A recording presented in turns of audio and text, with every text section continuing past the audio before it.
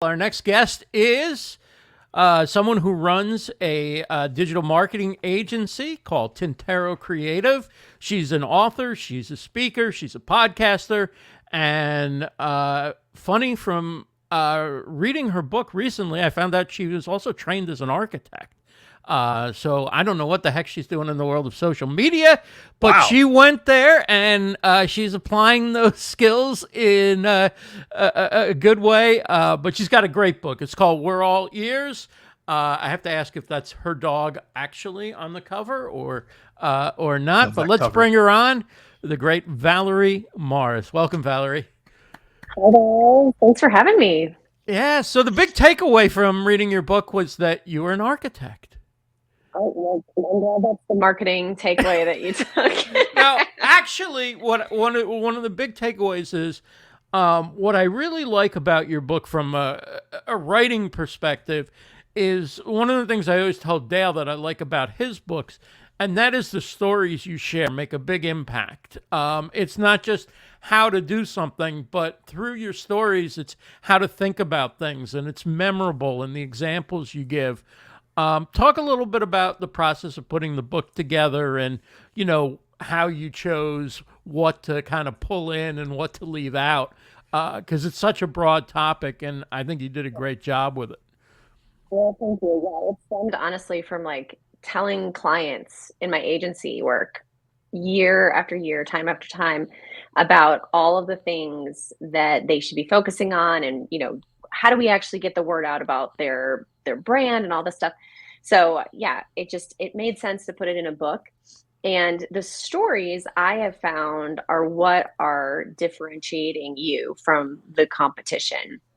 I can't tell you how many people ask me about my silly goats because they'll hear me tell a story about how I've got these goats with white curly hair, and I mean, who has goats with white curly hair? Nobody does.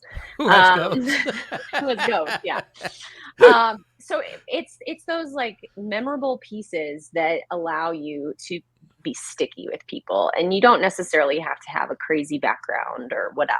But sharing those stories helps give that personal touch. People can connect with the fact that, oh, I grew up on a farm too, or I have an architecture background as well, and thanks to the Great Recession got pushed out of the industry. Like, there's so many different reasons that people will want to connect with you, and when you share those tidbits about your background and even your current life story, people connect with that, and it's going to showcase some things subconsciously or consciously about who you are as a person. Someone who's gone through architecture school knows what all is involved in that. They understand the right brain, left brain. They can totally understand how you make the jump from architecture into the marketing space. It makes sense if you've gone through school there. To somebody else, I might have to explain how much art and graphic design and presentation work is done in the process, which was my, foot in the door in the marketing space, and then right place, right time for social media. The rest is history from there. But, somebody that's experienced that themselves, they know it. They understand it. You don't have to explain it. So stories are extremely powerful.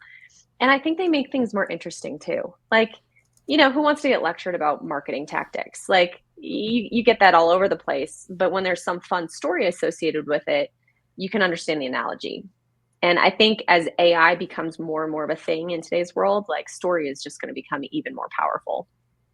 I'm seeing you're working more with authors as well and helping them with the publishing industry. Tell us about how you got started doing that and how that's going. Yeah, well, Years was really the kickstart for that. Honestly, I launched that, and it it launched so successfully that I had people in my marketing community and my marketing network come to me and say, "Hey, my client's got a book that they're launching. Do you think you could help them?" Or, "I've got a book. Do you think you could give me some advice? Or could you do what you did for your book for mine?" And so, really, like, because I was so involved in the process of self-publishing my own book, and I essentially reverse engineered the process because I wanted to know, I have within my team and within my own skill set, I have the capability to format my book, to design a cover, to, get things in the right formats they need for the self-publishing piece. I could reverse engineer the process of how do we go after bestseller? How do we gain reviews? All of those things that a lot of authors, it feels so cloudy and confusing.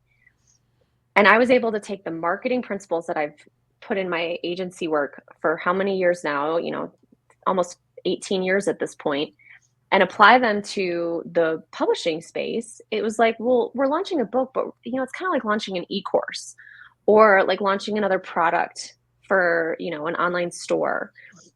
A lot of the same marketing principles can be applied to the book launch process. There are definitely some nuances when it comes to like publishing and, ISBN numbers and all the technical logistics of books, but marketing it's very similar. And so it kind of was a side hustle for many years. And then in the last few years, I've realized I really love working with authors, and more people are coming to me for the help. So it's become more than just the, random side hustle project that would pop up here and there. And it's, we're working with authors on a regular basis now.